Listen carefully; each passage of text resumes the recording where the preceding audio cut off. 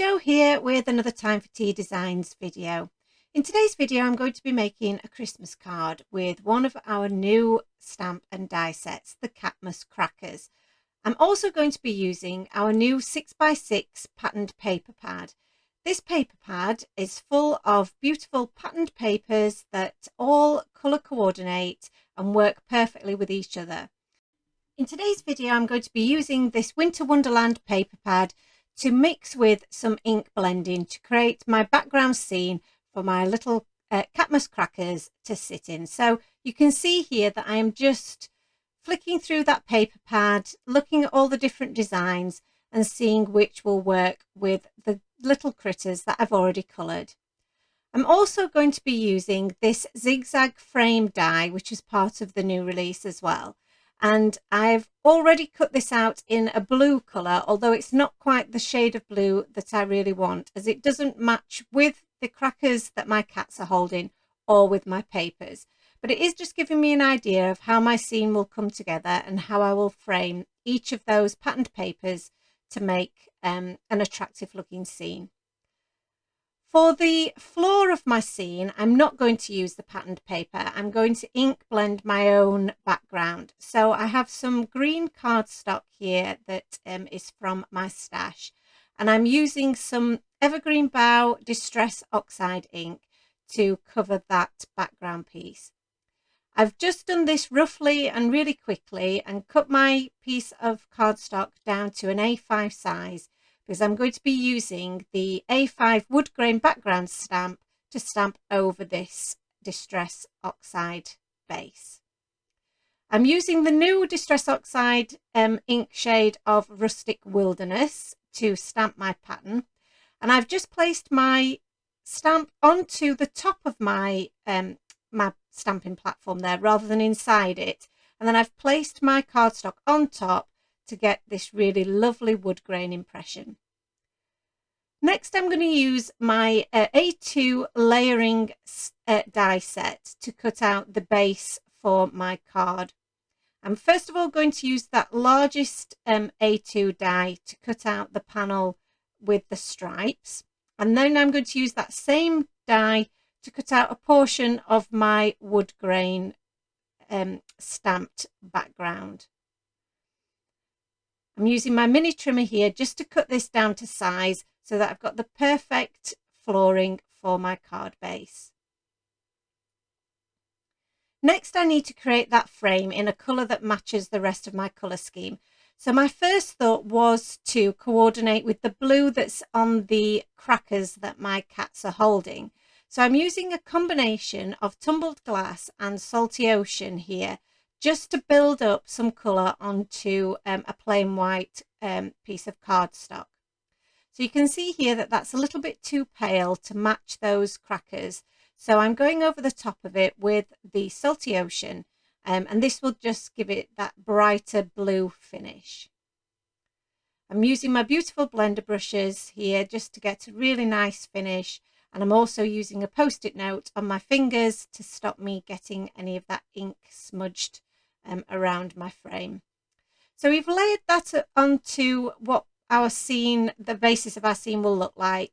The green cardstock matches really well with the green stripe, but I'm still not quite happy with the blue. So I cut the frame out of some red cardstock, which matches really nicely with the red that's in our striped background.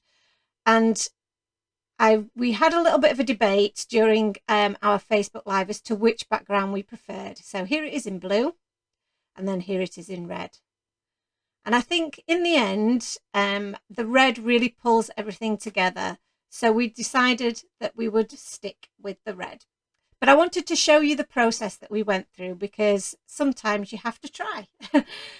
So now I'm moving on to my sentiment, and I want to add part of my sentiment to the base of my card using one of the tags that's part of the zigzag frame and tag die set. So I'm cutting that out of a scrap piece of white cardstock here using my mini die cutter.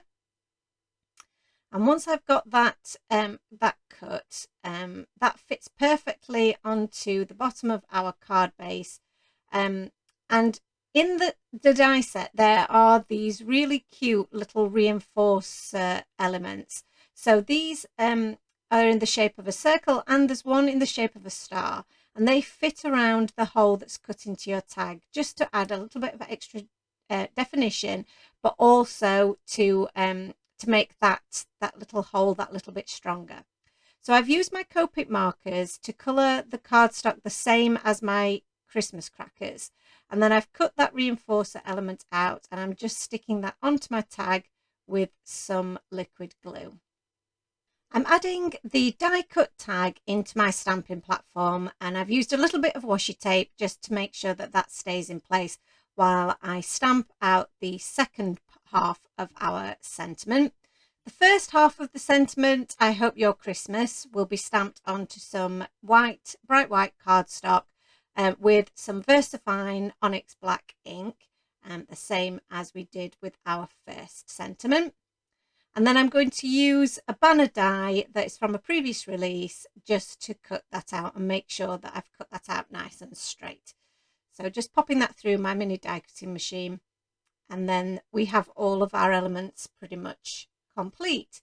So I'm adding the first layer of our cardstock to our pink card base with some liquid glue, and then doing the same with the piece that we cut out that will form our floor. I'm just adding that onto the bottom there.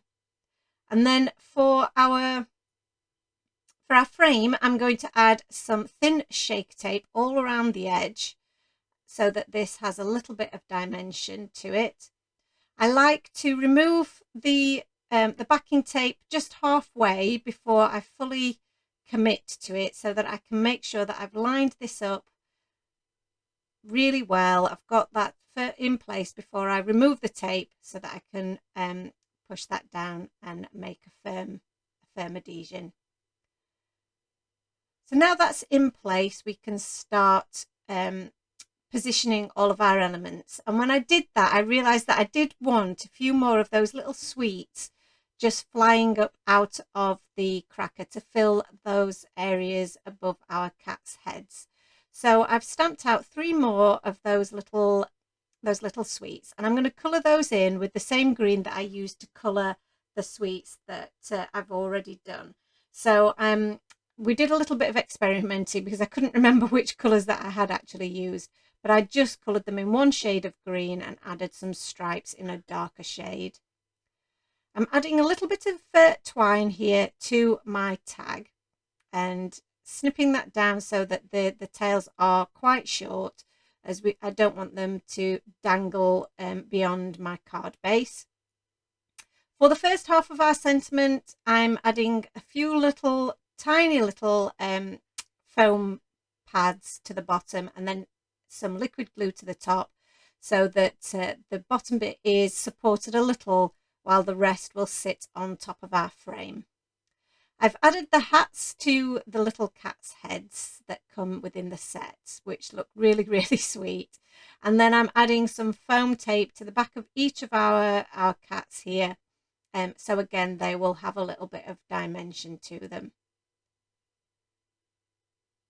So just pop our first little cat in place, making sure that everything around it fits as we wanted it to, and some more foam tape to the back of our second cat here. So I'm just using a large strip for the body and then a thinner strip for the cracker to make sure everything is fully supported. I'm going to pop him in place. Again, just making sure. So sorry my head pops into view there, but I just had to make sure that everything was lined up.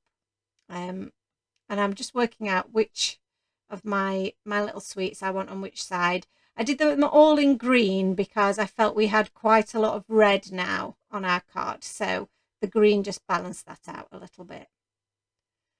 Our cute little mouse that's popping out of the cracker sits in the middle with all of those treats, and then our tag is also popped up on some foam tape as well and sits along the bottom of our card. As we already have quite a bit of dimension, I'm just going to use my liquid glue to add each of those little sweets in the background just flying randomly in the air as if they've popped out of that cracker. For the inside of our card, I thought it'd be a really nice idea to use the joke that comes as part of the set. So this joke, what do you call a cat who lives in an igloo, an Eskimo, also has a coordinating die. So you can cut that out and you can actually use that on the outside of your card as well as a sentiment, as well as on the inside. And I'm also adding an extra stamped image of that little mouse using some of my Distress Oxide ink. I wanted to add a little bit of sparkle, but my Stardust stickles were not playing ball because I think they've pretty much all gone.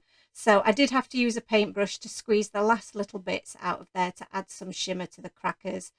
And then I've added some of my black glaze pen to the noses so that they shine, and then some glossy accents on all of the sweets, including those candy canes, just so again that they've got a little bit of shine to them and a bit of a gloss.